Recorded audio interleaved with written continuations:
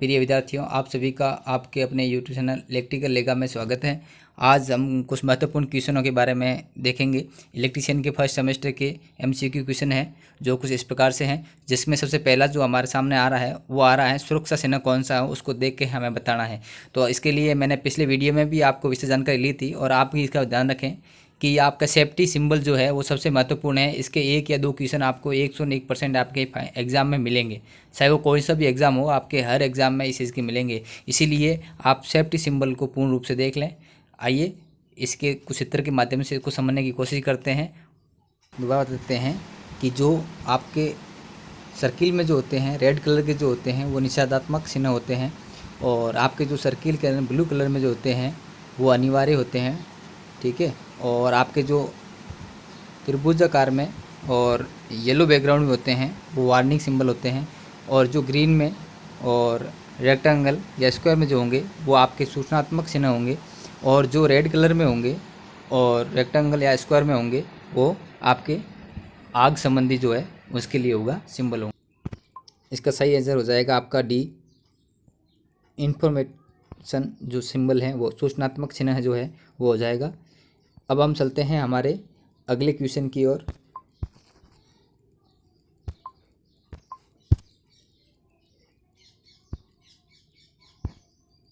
अगला क्वेश्चन है हमारा स्मूथिंग जो है अग्नि के अंदर संबंध का क्या है। स्मूथिंग जो स्टेप होता है वो क्या होता है।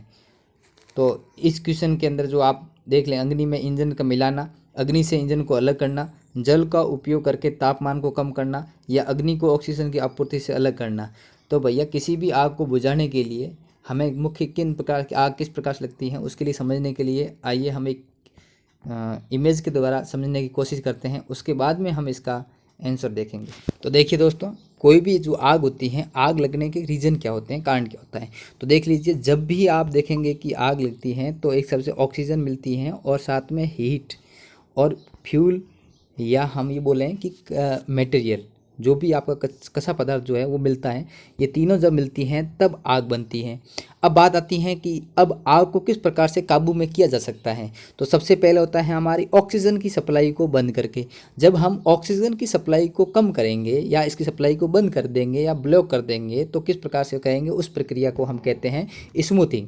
और उसी प्रकार से हीट को कम करने के लिए हम क्या करते हैं, बस कूलिंग सिस्टम होता है, वो होता है पानी गिराएंगे तो कूलिंग सिस्टम करवाएंगे, और इस सिस्टम को कूलिंग कहते हैं। और इससे क्या होगा, हीट कम होगी, और ऑक्सीजन को कम करने के लिए हम क्या करते हैं, स्मूथिंग करते हैं। इसके अलावा कच्चा मटेरियल फ्यूल को रोकने के लिए हम क्या करते हैं, स्टरीविक्शन करते हैं।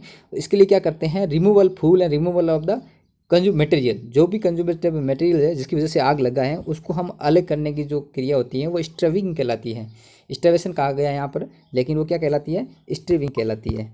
सेम चीज़ यहाँ पर भी लागू होती है। आप देख सकते हैं कि एक ऑक्सीजन, हीट और फ्यूल है। फ्यूल को स्टीविंग द फ्यूल सोर्सेज, जो भी हमारा जो फ्यूल का सोर्सेज है उसको हम बंद कर देंगे तो वो हमारा कहलाएंगे स्टीविंग कहलाएगी। इसी प्रकार से यहाँ कूलिंग सिस्टम है, तो रिमूवल हीट, गर्मी को हम हीट कर देंगे, कम कर देंगे तो पानी रहेंगे तो उसको कूलिंग कहते हैं। और स्मूथिंग जो है रिमूवल ऑक्सीजन को रिमूव कर देंगे तो इसमें स्मूथिंग कहलाते हैं। अब हम अपने चलते हैं हमारे क्वेश्चन के अंदर। इस क्वेश्चन के अंदर हमें क्या पूछा गया है और हमें इसका सही आंसर क्या होगा वो देखते हैं। अब लिखा हुआ है इसमें व्हाट इज स्मूथिंग क्या है।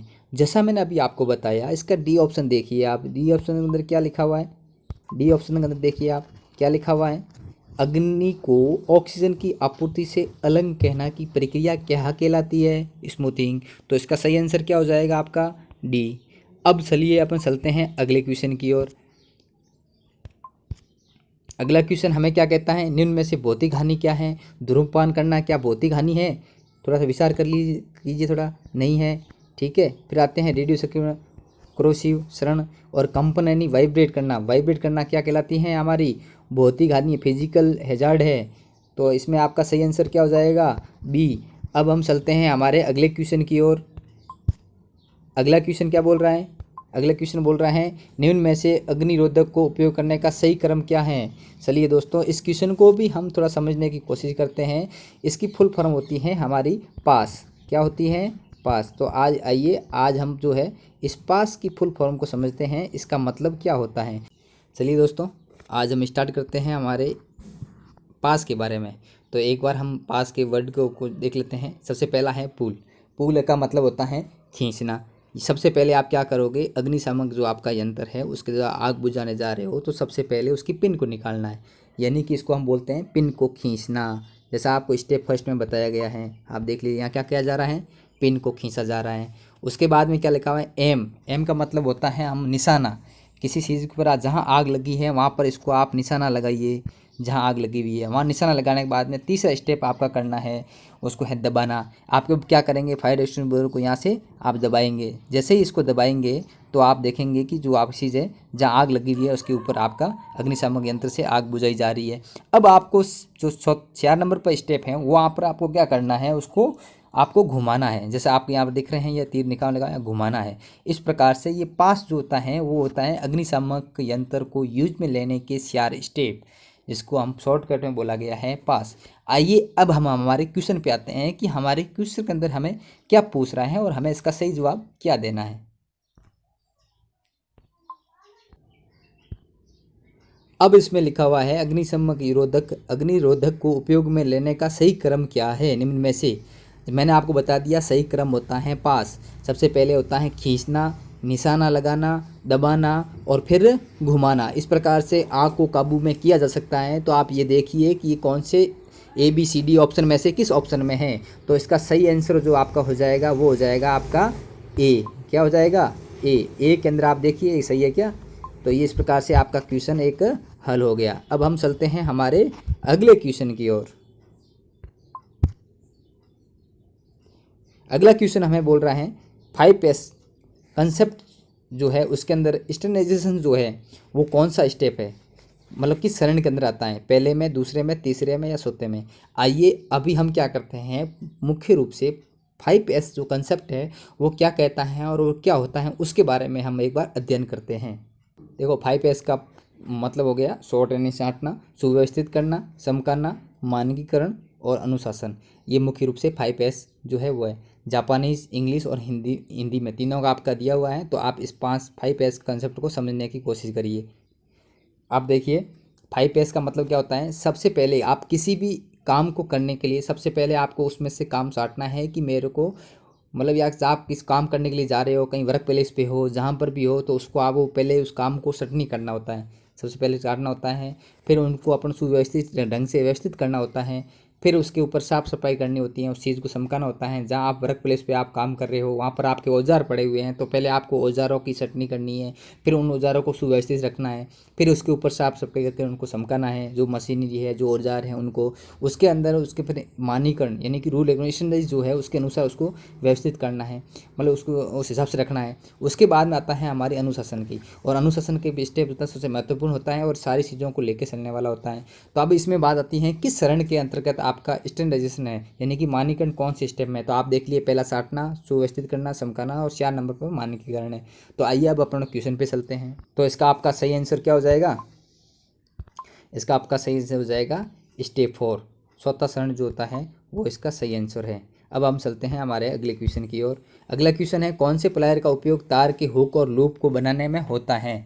तो किसी भी तार के हुक और लूप को बनाने के लिए किस प्लायर का यूज करें, flat knows plier, long nose plier, round knows plier और डायनो नोज कटिंग प्लायर। तो कौन सी आप काम में लेते हैं। आप क्या कर दीजिए, मैं जो क्वेश्चन आपको समझाने की कोशिश कर रहा हूँ, एक्सप्लेन कर रहा हूँ और इसके सही आंसर बता रहा हूँ, उससे पहले आप लोग क्वेश्चन को पढ़कर उसके कमेंट बॉक्स के अंदर आप अपने आंसर को दीजिए। या फिर आप एक काम कर लेते हैं, आप कॉपी पेन लीजिए और वहाँ पर आपके क्वेश्चन को एक्सप्लेन कीजिए और हल करने के बाद में सारे आंसर को मिलाइए और लास्ट में जो आपके आंसर की आ रही है, जो मैं आंसर बता रहा हूँ उस पर क्लिक करते जाएं। उसमें से आप फिर ये देखिए कि मुझे कितने में से कितने नंबर आ रहे हैं। इस प्रकार से आप अपने तैयारी को जो है प्रॉपर रूप से कर सकते हैं। इस बात का भी मुख्य रूप से आप ध्यान रखेंगे। तो इसका आपका सही आंसर हो जाएगा राउंड नोज प्लायर के अंदर किसी भी हुक या लूप को बनाने के लिए काम में ली जाती हैं। तो वो प्लायर कौन सी होती है आपकी, सी, राउंड नोज प्लायर। अब हम चलते हैं हमारे अगले क्वेश्चन की ओर।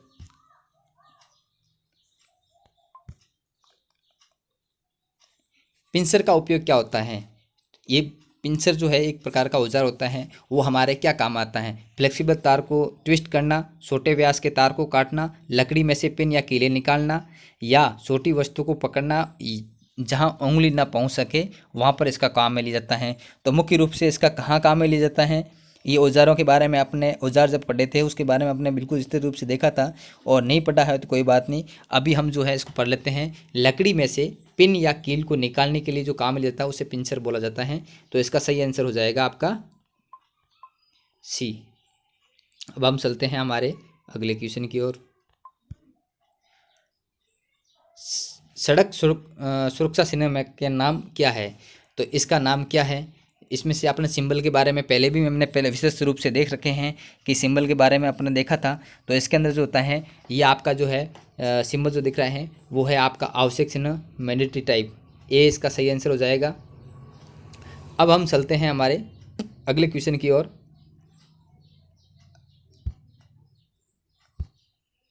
अगला क्वेश्चन है हमारा, मूल श्रेणी में संशोधक चिन्ह के पश्च भाग का रंग क्या होता है? Background colour, warning symbol. Warning symbol का बैकग्राउंड कलर किस कलर का होता है? ये भी मैंने अभी आपको एक फ़ोटो के माध्यम से बताने की कोशिश की थी, तो आप उसको याद कर लीजिए। सिंबल के बारे में बहुत ही महत्वपूर्ण क्वेश्चन जो होते हैं वो आप याद कर लीजिएगा। इसके अंदर जो होता है हमेशा याद रखना है, जो वार्निंग सिंबल होते हैं वो पीले कलर का बैकग्राउंड होता है। किस कलर का होता है? येलो। यानी कि इसका भी आंसर क्या हो जाएगा हमारा? सी। अब हम चलते हैं हमारे अगले क्वेश्चन की ओर। विद्युतीय उपकरण में लगी अग्नि हेतु कौन सा अग्निशामक प्रयोग किया जाता है? विद्युत लगी आग को बुझाने के लिए मुख्य रूप से याद रखनी है सीटीसी। सीटीसी की फुल फॉर्म भी आ सकती है carbon tetrachloride. CTC halon type जो अग्निशामक यंत्र होते हैं उनके द्वारा अग्नि जो विद्युत उपकरण या विद्युत से लगी आग को बुझाया जाता है। तो इसके अंदर सही आंसर आपका क्या हो जाएगा? Halon type. ए एस इसका सही आंसर हो जाएगा। अगला क्वेश्चन है हमारा, अपशिष्ट निपाटन विधि कौन सी है जो गर्मी पैदा करती है? गर्मी पैदा करने वाली विधि जो है वो कौन सी विधि है? तो रिसाइकलिंग, कंपोस्टिंग, भस्मीकरण, अपशिष्ट संघनन। तो सबसे पता है जो भस्मीकरण है उसके अंदर आप क्या होता है गर्मी पैदा करके उसको हम भस्म कर सकते हैं। तो इसका सही आंसर क्या हो जाएगा? सी। धुएं से सुरक्षा के लिए किस व्यक्तिगत पीपीई का उपयोग करेंगे? व्यक्तिगत सुरक्षा उपकरण पीपीई की full form personal protective equipments. याद कर लीजिएगा, ये बहुत ही महत्वपूर्ण है। हो सकता है क्वेश्चन के अंदर आपके महत्वपूर्ण के अंदर पीपीई की फुल फॉर्म भी पूछ सकता है कोई भी। तो इसके अंदर आपको पता है धुएं की सुरक्षा के लिए आप क्या लगाओगे? सीधी सी बात है, धुएं कहाँ से जाएगा? नाक में से जाएगा। तो आप इसका सही आंसर हो जाएगा आपका डी। क्या हो जाएगा? डी। BIS की फुल फॉर्म बतानी है आपको। तो BIS की फुल फॉर्म होती है bureau of Indian standards. BIS की फुल फॉर्म बतानी है तो ब्यूरो ऑफ इंडियन स्टैंडर्ड्स, इसका सही आंसर हो जाएगा बी। और एक होता है आपका ISI। जो BIS है आपका जो है वो एज ए फॉर्मली इंस्टीट्यूट होता है इंडियन स्टैंडर्ड इंस्टीट्यूशंस। जो ISI का जो मार्क होता है वो ब्यूरो ऑफ इंडियन स्टैंडर्ड का एक इंस्टीट्यूट है। ठीक है, तो ये इसकी भी फुल फॉर्म आपसे पूछी जा सकती है BIS के साथ में ISI के भी। और एक होता है SI यूनिट, जो आपको याद हो तो ये होता है इंटरनेशनल स्टैंडर्ड्स यूनिट होती है। तो इसकी भी फुल फॉर्म आपको याद रखनी है। ये मुख्य फुल फॉर्म थी जो हमारे लिए बहुत महत्वपूर्ण है। तो एक साथ में मैंने आपके 3 क्वेश्चन भी कवर करवा दिए हैं। इसी प्रकार से अब हम चलते हैं हमारे अगले क्वेश्चन की ओर। अगला क्वेश्चन है हमारा, भारी भार उठाने और स्थानांतरित करने के लिए किस पद्धति का उपयोग किया जाता है? तो हमेशा ध्यान रखना है, winch, crane, sleeve, layer, roller, machine चालित प्लेटफॉर्म। मशीन चालित प्लेटफॉर्म तो ठीक है, समझ में भी आती है। प्लेटफॉर्म के ऊपर मशीन लगी रहती है जो मूविंग करवाने के काम आती हैं, लेकिन सबसे ज़्यादा उसको बोलते हैं हम क्रेन। क्रेन के साथ में जो हमारी है इसका सही आंसर जो हो जाएगा वो आ जाएगा हमारा क्रेन एंड स्लिंग्स। तो इसका सही आंसर होगा बी। कुछ चीज़ें जो होती हैं हमें क्वेश्चन के अनुरूप भी ऑप्शन को सही करना होता है। तो इस बात का मुख्य ध्यान रखें, क्वेश्चन को आराम से पढ़ें, उसके बाद ऑप्शन को देखते हुए ही हमें हल करना होता है। इसी प्रकार से हम अब चलते हैं अगले क्वेश्चन की ओर। अगला क्वेश्चन है हमारा, आग को बुझाने में स्टीविंग क्या है? ये चीज़ आपने अपने पहले भी कवर कर ली थी। आग को बुझाने में स्टीविंग क्या है? एक स्टीविंग एक का जो अपनी विधि है वो क्या काम आती है? तो इसके बारे में हमने देखा था, उसके बारे में बात करेंगे। पहले हम क्वेश्चन पढ़ लेते हैं, ऑप्शन देखते हैं। एडिटिंग फ्यूल द फायर, अग्नि से इंजन को मिलाना तो होगा नहीं क्योंकि आग बुझाने के लिए काम में ले रहे हैं, तो क्या होगा? देख क्वेश्चन पढ़ लिया, आग बुझाने में, तो वो तो ऑप्शन है नहीं है। Using water to cool the fire, अग्नि से इंजन को अलग करना, यहाँ पर आप देखिए पहले, और इंग्लिश में और हिंदी में फ़र्क है, इस क्वेश्चन में ऑब्जेक्शन है, मतलब इसके ऑप्शनों में थोड़ी सी गड़बड़ है, तो इस बात का आप, ऑप्शन के अंदर गड़बड़ है, इस बात का आप मुख्य ध्यान रखें। बी के अंदर लिखा हुआ है using water the cool the fire, मतलब कि वाटर का इस्तेमाल करके करते हैं, उसको हम कूलिंग कहते हैं, लेकिन हिंदी में और इंग्लिश में फ़र्क है। उसी प्रकार से सी में लिखिए removing fuel element from the fire, जो हिंदी का अर्थ लिखा हुआ है जल को उपयोग करके तापमान को कम करना, ये ऊपर जाएगा बी में, और अग्नि से इंजन को कम करने वाला removing the fuel element from the fire सी में। तो इन दोनों का ऑप्शन हिंदी और इंग्लिश में गड़बड़ है। इस हिसाब से हम इंग्लिश के हिसाब से देखते हैं तो इसका आपका सही आंसर हो जाएगा आपका, हम यदि इसकी इंग्लिश के हिसाब से देखते हैं तो इसका सही आंसर हो जाएगा सी, ठीक है। और यदि हम उसी यदि हिंदी के ऑप्शन देखते हैं तो हमारा हो जाएगा बी।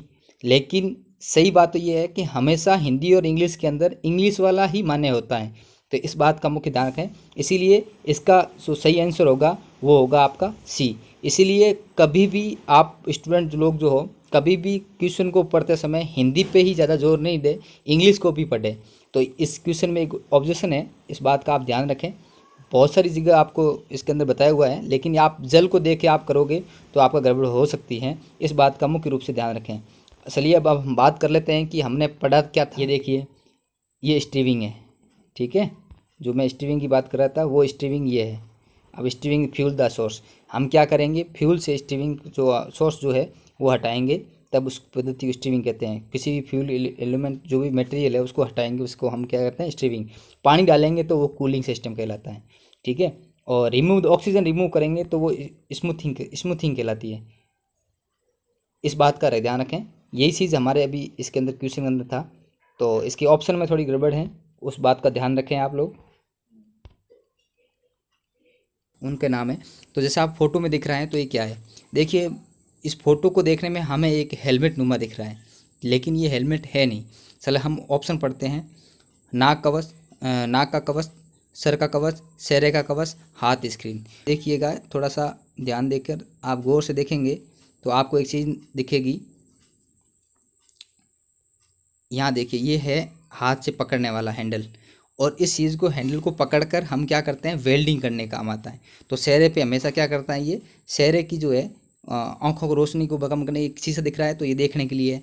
तो इस प्रकार से जो ये है कवच, इतनी कन्फर्म है। लेकिन कवच के साथ में कौन सा है, इसमें लिखा हुआ है हाथ से पकड़ने वाली, तो हाथ स्क्रीन है। लेकिन मैं जो बोल रहा था मेरे हिसाब से वो क्या है, चेहरे की जो स्क्रीन है उसको पकड़ने के लिए हाथ स्क्रीन है। तो इन दोनों का कवर है, लेकिन इसका सही ऑप्शन जो हो जाएगा वो आपका हो जाएगा ऑप्शन डी, सही आंसर। लेकिन जैसे कि ऑब्जेक्शन किस में होता है, अब चेहरे का है, सिर का है, तो ये दोनों तो हो नहीं सकते, तो ऑटोमेटिक कैंसिल हो गया। लेकिन जो चौथा है वो डी है, तो हैंड स्क्रीन। तो इस बात का मुख्य रूप से ध्यान रखें कि ये हाथ की स्क्रीन जो है उसको वेल्डिंग करते हैं तो आगे ब्लैक शीशा होता है, तो वो सेम ईपीपी इक्विपमेंट है। तो इस बात का मुख्य रूप से ध्यान रखें। अब हम चलते हैं हमारे अगले क्वेश्चन की ओर। ये बहुत ही महत्वपूर्ण क्वेश्चन है, जहाँ से आपको नंबर प्लस पॉइंट मिलने के चांस रहते हैं, तो इस बात को याद करके जाएँ, सारी चीज़ें याद करके जाएँ एग्ज़ाम के लिए। अगला क्वेश्चन है हमारा, अपशिष्ट निपाटन विधि कौन सी है जो बहुत सारी ऊर्जा बचाती है। मतलब किसी भी चीज़ को अपशिष्ट निपाटन विधि में बहुत सारी ऊर्जा को बचाती है, सेविंग करने वाली कौन सी विधि है। तो हमेशा रख सकता है, किसी भी ऊर्जा को बचत करनी है तो हम उसको रिसाइकलिंग करेंगे। क्या करेंगे, रिसाइकलिंग। तो इसका आपका सही आंसर क्या हो जाएगा, बी, रिसाइकलिंग। अब चलते हैं, अगला क्वेश्चन है हमारा, किस प्रकार की कृत्रिम श्वसन विधि का प्रयोग करके पीड़ित के लिए करते हैं जिसकी छाती या पेट में चोट है। तो क्या करेंगे, सेपर विधि, मुंह से मुंह में विधि, मुंह से नाक में विधि, या नेल्सन की भुजा ऊपर करके पीछे की दबाव विधि, यानी कि left arm back pressure method. तो सीधी सी बात है, उसकी छाती के ऊपर या पेट में चोट है तो उसको हमेशा ध्यान रखना है कि उसके left arm back pressure method जो है नेल्स का, डी ऑप्शन इसका सही हो जाएगा। अब चलते हैं हमारे अगले क्वेश्चन की ओर। किस प्रकार के व्यावसायिक स्वास्थ्य खतरे के कारण संक्रमण हो सकता है, वैद्युतिक, जैविक, शारीरिक या मानसिक। तो आप लोगों को भी पता है बायोलॉजिकल यानी कि जैविक हैजर्ड जो होते हैं उनकी वजह से जो होता है संक्रमण का कारण हो सकता है। तो सबसे इम्पोर्टेंट क्वेश्चन भी लग रहा है, क्योंकि आज कोरोना के जो वायरस चल रहा है तो उस प्रकार में संक्रमण फैलने के बहुत सारे चांस होते हैं। तो इसमें आप सबसे इम्पोर्टेंट क्वेश्चन जाएगा वो हो जाएगा बी, जैविक जो नुकसान होते हैं वो किसके अंतर्गत आते हैं। इस प्रकार के जो व्यावसायिक खतरे होते हैं वो जैविक नुकसान के अंदर आते हैं।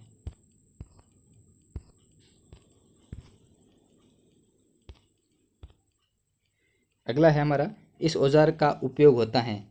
जो आपके सामने औजार दिख रहा है, इलेक्ट्रिकल में औजार सेफ्टी सबसे इंपॉर्टेंट होती है ITI के अंदर, तो इस बात का ध्यान रखें कि सबसे यहाँ से क्वेश्चन आते ही हैं। फर्स्ट ईयर के अंदर बहुत सारे क्वेश्चन आते हैं, तो यहाँ से आपका इस सिलेबस के अंदर आप इन टॉपिकों को क्लियर करके जाएंगे तो आपके प्लस पॉइंट रहेगा। इस बात का मुख्य रूप से आप ध्यान रखेंगे।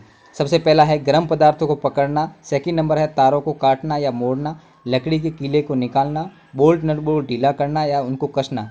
तो इसमें से जो आपका सही आंसर होगा वो होगा लकड़ी से कीलों को निकालने के लिए इस औजार का प्रयोग में हम लेते हैं। अगला है हमारा, दिल के दौरे से पीड़ित व्यक्ति को आप कैसे पहचानोगे। दिल के दौरे से पड़ने से पीड़ित व्यक्ति को आप कैसे पहचानोगे। रीढ़ की हड्डी में दर्द से, मुंह पूरी तरह से बंद हो जाएगा, पेट में अधिक सूजन, होठों के तारों और नीला रंग। किस प्रकार का। दिल का दौर पड़ने वाले व्यक्ति के लिए हमेशा जो होठों के चारों ओर नीला रंग पड़ जाता है, इसीलिए इसका सही आंसर आपका हो जाएगा डी। क्या हो जाएगा? डी।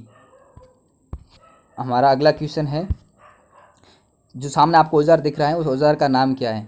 तो जैसा कि आपको यहाँ से दिख रहा है कि ये औजार जो है हमारा एक प्रकार का कटिंग प्लायर ही है, लेकिन ये किस प्रकार का कटिंग प्लायर है ये तो आप देखेंगे कि इसमें है wire stripper, creeping tool, combination plier, तो डायनोगल कटिंग प्लायर। इसका सही आंसर हो जाएगा आपका डी। क्या हो जाएगा? डी।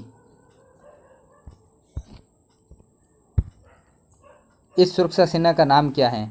तो यहाँ पर आपको हाथों के दस्ताने जो दिख रहे हैं उसके बारे में आप देख के पता लगा सकते हैं कि ये किस प्रकार का जो है इक्विपमेंट है, या हम सिंबल ये सिंबल दिख रहा है तो ये किस प्रकार का सिंबल है। तो आपको पता है कि ये सूचनात्मक है। ये हमने देख रहा है कि काम करते समय हाथों के दस्ताने पहन के ही काम करें, तो इसका सही आंसर आपका हो जाएगा डी। अब चलते हैं हमारे अगले क्वेश्चन की ओर। पीड़ित के रक्त के बहाव को रोकने के लिए क्या प्राथमिक चिकित्सा उपलब्ध कराई जाती है।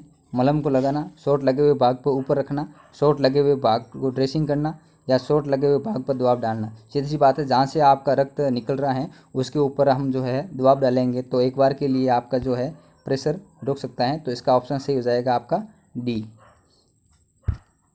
अगला है हमारा, पीड़ित को बचाने हेतु क्या तात्कालिक कदम उठाने चाहिए यदि वो कभी भी विद्युत स्रोत से संपर्क में है।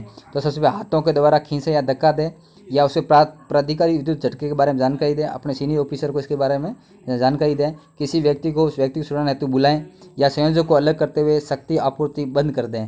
भाई सीधी सी बात है, जब भी कोई विद्युत के संपर्क में आए हुए हैं आदमी बुलाने जाओगे इतने हो सकता है ज़्यादा हानि हो जाए, इससे बड़ी सीधी सी बात है। इसका सही ऑप्शन हो जाएगा आपका, इसका भी आंसर हो जाएगा आपका डी। संयोजक अलग करके शक्ति की आपूर्ति को, पावर सप्लाई को हम बंद करेंगे। अगला क्वेश्चन है हमारा, इस प्रकार संकेत चिन्ह का नाम क्या है। इस प्रकार के जो सिंबल जो आपको दिख रहा है ये सिंबल किस प्रकार को हमें प्रदर्शित करने को जा रहा है। तो इसमें भी आपका सही आंसर हो जाएगा, या एक लड़का जो है पैदल क्रॉसिंग कर रहा है, तो इसका सही आंसर हो जाएगा डी।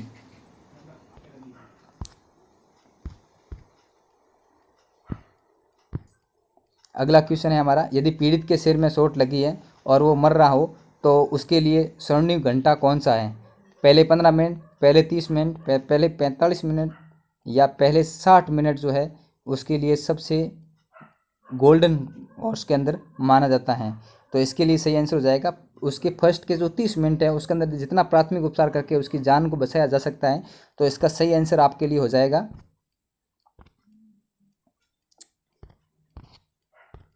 इसका सही आंसर हो जाएगा बी। अब चलते हैं हम अगले क्वेश्चन की ओर। अगला क्वेश्चन है, पीड़ित की कौन सी स्थिति को कोमा कहा जाता है। बेहोश रहना पर बुलाने पर उत्तर देना, होश में रहना पर बुलाने पर उत्तर न देना, सांस लेना पर बुलाने पर उत्तर न देना, पूरी तरह से संवेदनहीन होकर लेटे रहना और बुलाने पर उत्तर न देना, कौन सी स्थिति होती है। तो सीधी सी बात है, पूरी तरह से संवेदनहीन होकर लेटे रहना और बुलाने पर उत्तर न देना की जो है उसे हम कोमा कहते हैं। तो इसका सही आंसर हो जाएगा आपका डी। इसका ऑप्शन सही है डी। अब हम चलते हैं, देखिए दोस्तों, यदि आपके हमारे क्वेश्चन आंसर सीरीज़ अच्छी लगी हो तो लाइक कर दीजिएगा। किसी भी प्रकार के डाउट को कमेंट बॉक्स में बताइएगा और चैनल को सब्सक्राइब कर दीजिए। इसकी पीडीएफ आपको टेलीग्राम लिंक डिस्क्रिप्शन के अंदर आपको टेलीग्राम का लिंक मिल जाएगा, वहाँ से इस पीडीएफ को आप जो है डाउनलोड कर सकते हो और अपने दोस्तों के साथ भी इसको शेयर कर सकते हो। पूर्ण रूप से पीडीएफ है और लगातार ये क्वेश्चन सीरीज आपको मिलती रहेगी किसी भी प्रकार के डाउट को। और इसके अलावा हमारे कुछ लगातार क्वेश्चन सीरीज भी चल रही हैं, तो आप उसको भी देख लीजिए। इलेक्ट्रिकल के बहुत सारे इक्विपमेंट के लिए आप यहाँ विजिट के लिए इलेक्ट्रिकल लेगा चैनल को, जिसके अंदर आपको प्रत्येक उपकरण, पंखा, गीजर, मिक्सर, इलेक्ट्रिकल जितने भी इक्विपमेंट है उनकी रिपेयरिंग के भी वीडियो दिए हुए हैं और कुछ लगातार आपको थ्योरी के भी कंसेप्ट क्लियर किए गए हैं। तो आप एक बार हमारे चैनल को विजिट ज़रूर कीजिएगा। पसंद आए वीडियो तो लाइक कीजिएगा और दोस्तों के साथ शेयर ज़रूर कीजिएगा। धन्यवाद। मिलते हैं अगले